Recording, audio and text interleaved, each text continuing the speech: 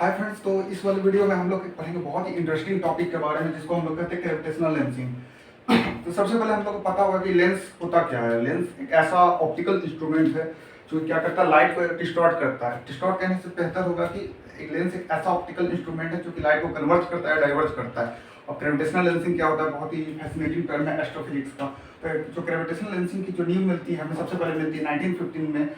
जो आइंस्टीन थे उन्होंने जो अपनी दी थी जर्नल थ्योरी ऑफ रिलेटिविटी 1915 में, उसमें सबसे पहले ग्रेविटेशनल लेंसिंग का जिक्र मिलता है।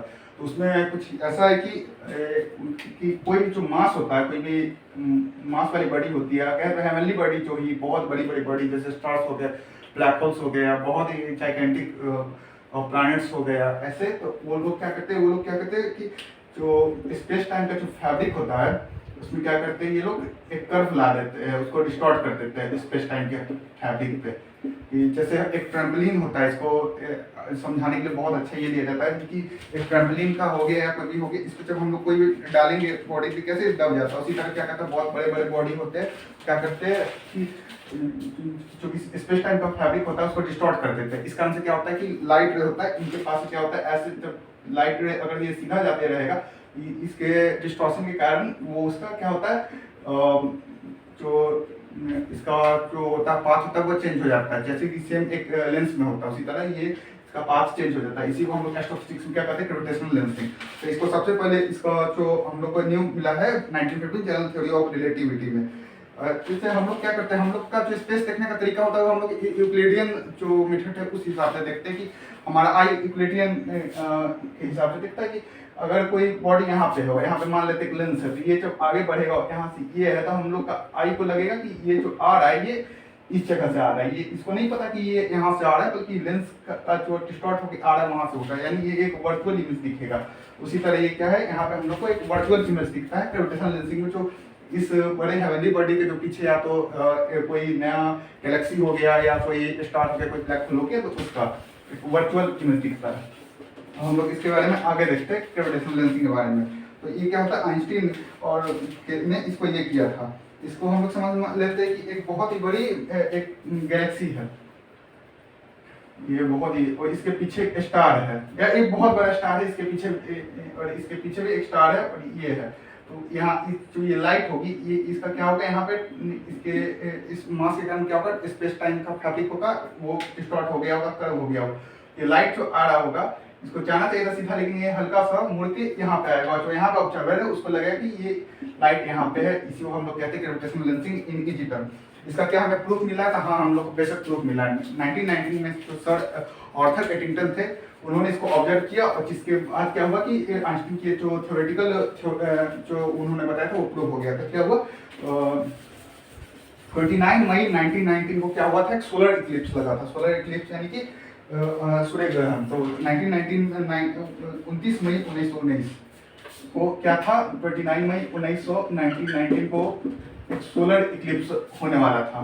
सोलर इक्लिप्स 1915 में ही ग्रेविटेशनल लेंसिंग का हम लोग को मिल चुका था आइंस्टीन से। 99 तो उन्होंने क्या किया, एक फिजिसिस्ट थे जिनका नाम था सर आर्थर एडिंगटन, उनकी टीम ने उनके टीम ने इसको ऑब्जर्व किया। तो इन्होंने क्या किया कि 29 मई में होने वाला था, इन्होंने क्या किया, जनवरी और फरवरी में जो सन होता है उसके पास से बहुत सारी इमेज उन्होंने ले ली कि बहुत सारी इमेज ले ली कि एक ये सन हुआ, और उसके पीछे, सन के पीछे एक और स्टार है। तो यहाँ से हम, और ये हमारा छोटा सा अर्थ हो गया। इसको थोड़ा और बड़ा कर देते, दूर के कारण हमें छोटा दिख रहा है, तो इसको एक, हाँ ये हमारा सन, तो इसको यहाँ पे ये स्टार यहाँ होना चाहिए, और 29 मई को नहीं दिखना चाहिए। तो यहाँ से हम, उन्होंने क्या किया कि इस समय बहुत सारे ये ली, और जब 29 मई आया तो उन्होंने अपनी टीम को दो तरीका से क्या किया, डिवाइड किया। वो खुद आइलैंड ऑफ प्रिंसिपी पे रहे, और कुछ टीम को उन्होंने क्या किया, सोब्राल जो ब्राजील में है वहाँ पे सेंड किया। और 29 मई 1919 को उन्होंने बहुत सारी इसकी क्या की, बहुत सारी वो फोटो वापस से ली, जो कि जनवरी फरवरी में ली और इसमें ली। हम लोग क्या होता है कि मून होता है वो पूरा इसको कवर कर लेता है एक ड्यूरिंग सोलर इक्लिप्स। एक मून सोलर इक्लिप्स के दौरान पूरा कवर कर लेता है सन को। इसका मतलब इसका बिल्कुल लाइट नहीं आ रही है। तो ये वाला क्या होता है, ये स्टार तो बिल्कुल ढका हुआ था सन के बावजूद ये दिखने लगा। तो ये क्या हुआ, ये दिखने का एक ही कारण है कि ये आया और यहाँ से इसकी लाइट, मून को छोटा बना देते हैं, नहीं तो प्रॉब्लम हो जाएगा। उसको करते हुए लाइट यहाँ पे आई, ये दिखना नहीं चाहिए था लेकिन दिखने लगा कि इसको ऐसा समझिए कि ये एक सन है, ये सन है और ये इसके पीछे स्टार है, ये और यहाँ में ऑब्जर्वर होती है, तो बिल्कुल ढका हुआ है, दिखना नहीं चाहिए लेकिन ये दिखने लगा। इसका मतलब इसकी जो लाइट है वो बेंड होकर यहाँ पे आ रही है। वो लाइट क्यों बेंड हो रही है, जो आइंस्टीन ने 1915 में जो थ्योरेटिकल रूप से बताया था कि ग्रेविटेशनल बेंडिंग होती है due to heavy mass of the heavenly body, उसके कारण ही हम लोग को ये दिखने लगे। और सर आर्थर एडिंगटन ने इसको मई के बाद उन्होंने जून, जुलाई, अगस्त, सितंबर, अक्टूबर 5 महीने तक, वो कहे तो 6 मंथ तक इस पे वापस सारे डाटा को मिलाया। और उन्होंने नवंबर ऑफ 1919 में उन्होंने क्या किया कि ये बात उन्होंने जब जाहिर कर दी कि ग्रेविटेशनल लेंसिंग का प्रूफ मिल चुका है, क्योंकि सर एल्बर्ट आइंस्टीन ने 1915 में थ्योराइज किया था। इसी तरह ग्रेविटेशनल लेंसिंग का पहला थ्योरेटिकल प्रूफ मिला। और 1999 में हमें क्या हुआ, हम लोग को एक आइंस्टीन रिंग नाम से एक फेनोमेनन होता है एस्ट्रोफिजिक्स में, तो उसका भी हमने प्रूफ मिला आइंस्टीन रिंग में। जब क्या होता है कि बहुत ही बड़ी जो होती है गैलेक्सी हो गई, गैलेक्सी में तो बहुत सारे स्टार्स हो गए, बहुत सारे सोलर सिस्टम आते हैं, तो हमें क्या होगा कि यहाँ, और मान लेते हैं इसके पीछे भी एक छोटी सी गैलेक्सी है, तो इसकी क्या होगा, इसके कारण एक डिस्टॉर्टेड, जब इसकी पूरी लाइट यहाँ तक आएगी एकदम पूरे डिस्टॉर्ट होके, हमारे मान लेते हैं कि हम तो ऑब्जर्व इसको अर्थ पे ही करेंगे। तो जब हम इसको, हमारे अर्थ पे इसको क्या किया, ऑब्जर्व किया, ये हमारा अर्थ हो गया ऑब्जर्वर।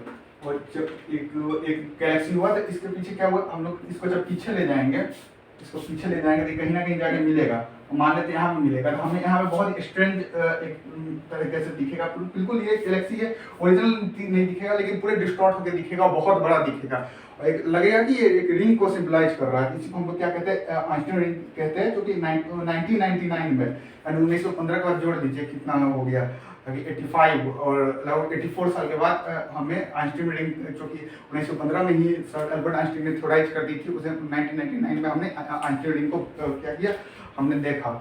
इसी तरह दो मेजर प्रूफ हम लोग को मिलते हैं ग्रेविटेशनल लेंसिंग का, और इसको हम लोग एक बार समराइज कर लेते हैं। तो ग्रेविटेशनल लेंसिंग एक बहुत ही अच्छा ऑब्जर्वेशन होता है एस्ट्रोफिजिक्स में, जिसमें क्या होता है, लाइट डिस्टॉर्ट होता है due to gravitation of the heavenly body. और ग्रेविटेशन, और इससे बेहतर कहे तो हेवनली बॉडी जो स्पेस टाइम फैब्रिक को जो डिस्टॉर्ट करता है, करप्ट करता है, उसको क्या करता है, उसको बिल्कुल दबा देता है। उस कारण से लाइट का रे जो डिस्टॉर्ट करता है, उस कारण से हम लोग को किसी भी चीज़ को या बड़ा दिखेगा या डिस्टॉर्टेड दिखेगा, उसी को हम लोग क्या कहते हैं, ग्रेविटेशनल लेंसिंग।